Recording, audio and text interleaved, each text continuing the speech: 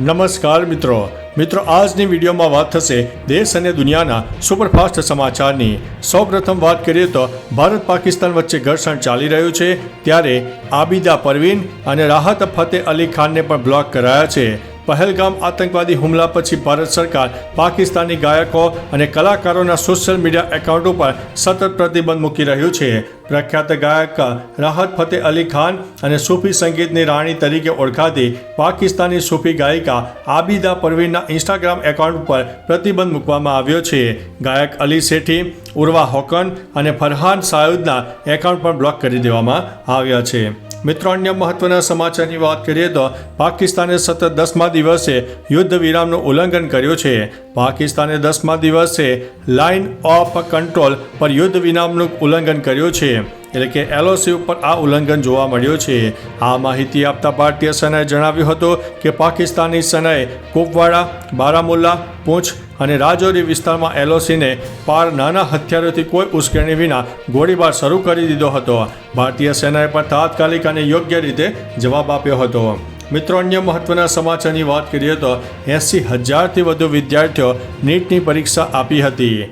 ગઈકાલે નીટની પરીક્ષા યોજાઈ હતી, જેમાં ગુજરાતના 80,000થી વધુ વિદ્યાર્થીઓએ પરીક્ષા આપી, જેમાં ચુસ્ત સુરક્ષા વ્યવસ્થા કરવામાં આવી। સરકારી સંસ્થાઓમાં નીટની પરીક્ષાનું આયોજન હતું, જેમાં વિદ્યાર્થીઓને પરીક્ષાના 2 કલાક પહેલાં પ્રવેશ મળ્યો હતો।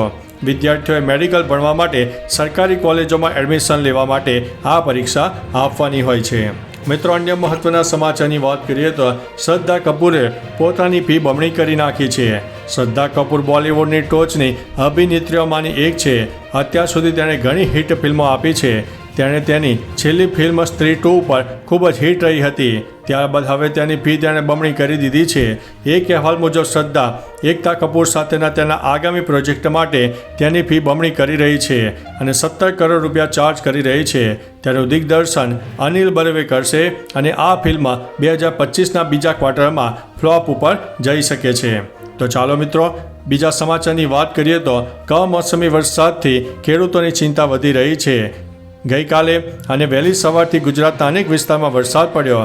માહિતી મુજબ અરવલ્લીમાં વરસાદ આવવાથી જિલ્લામાં મકાઈના પાકને ભારે નુકસાન થયું। ઉલ્લેખનીય છે કે સાબરકાંઠા, મહેસાણા, અરવલ્લી અને અંબાજીમાં મોડી રાતથી વરસાદ વરસ્યો, તેથી ખેડૂતોની ચિંતા વધી છે। મોટા પ્રમાણમાં પાકને નુકસાન થઈ શકે તેવી પણ ભીતિ સેવાઈ રહી છે। મિત્રો, અન્ય મહત્વના સમાચારની વાત કરીએ તો 7 જિલ્લામાં તાપમાન 40 ડિગ્રીને પાર। એક તરફ ગુજરાતના ઘણા જિલ્લામાં વરસાદની શક્યતા છે, બીજી તરફ ગરમીનો પારો પણ બરાબરનો ચડી રહ્યો છે।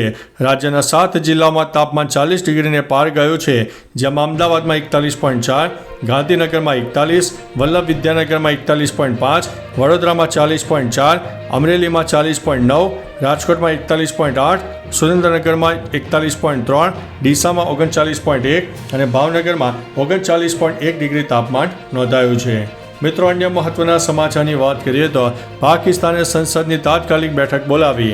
પહેલગામ આતંકવાદી હુમલા બાદ ભારત અને પાકિસ્તાન વચ્ચે તણાવમાં વધારો થઈ રહ્યો છે। આ વચ્ચે પાકિસ્તાને મોટો નિર્ણય લીધો છે। પાકિસ્તાની રાષ્ટ્રપતિએ સંસદનું કટોકટી સત્ર બોલાવ્યું હતું। સાંજે 5 વાગે સંસદનું સત્ર બોલાવવામાં આવ્યું। રાષ્ટ્રપતિ ઝરદારીએ આ મુદ્દે મધ્યરાત્રિએ નોટિસ પણ જારી કરી હતી।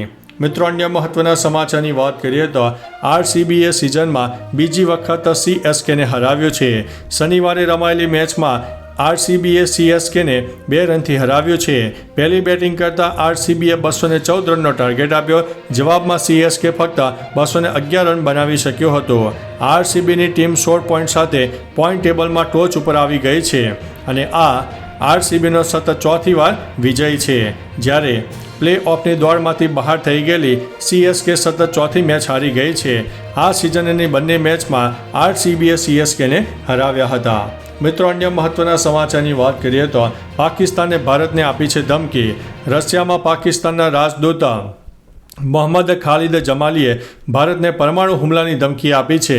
રશિયન મીડિયાને આપેલા ઇન્ટરવ્યૂમાં તેમણે કહ્યું છે કે ભારતીય મીડિયા, નેતાઓના નિવેદનો અને કેટલાક લીક દસ્તાવેજો પરથી એવું લાગે છે કે ભારત પાકિસ્તાનમાં કેટલીક જગ્યા પર હુમલો કરવા જઈ રહ્યો છે। જો ભારત પાકિસ્તાન ઉપર હુમલો કરશે તો ઇસ્લામાબાદ તેની બધી તાકાતથી ભારતને જવાબ આપશે, પછી તે ભલે પરમાણુ હુમલો જ કેમ ન હોય। મિત્રો અન્ય મહત્વના સમાચારની વાત કરીએ તો ઉધના રેલવે સ્ટેશન મુસાફરોથી છલકાયો. સુરતના ઉધના રેલવે સ્ટેશન પર ઉનાળુ વેકેશનને લઈને મુસાફરોનો જમાવડો જોવા મળ્યો. પરપ્રાંતીય શ્રમિકો વતન જવા માટે રવાના થઈ રહ્યા છે. યુપી બિહાર તરફ જતી ટ્રેનોમાં ફૂલ ભીડ જોવા મળી રહી છે. ઉધના રેલવે સ્ટેશન બહાર 1 કિલોમીટર સુધી મુસાફરોની લાઈનો લાગી હતી.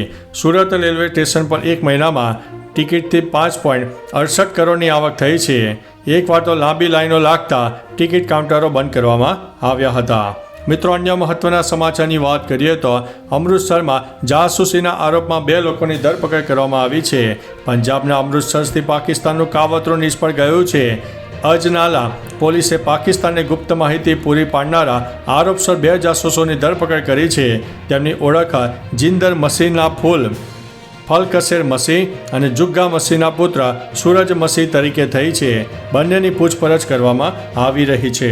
તો ચાલો મિત્રો, ફરીથી દેશ અને દુનિયાના સુપરફાસ્ટ સમાચાર લઈને મળતા રહીશો. ત્યાં સુધી અમને રજા આપશો.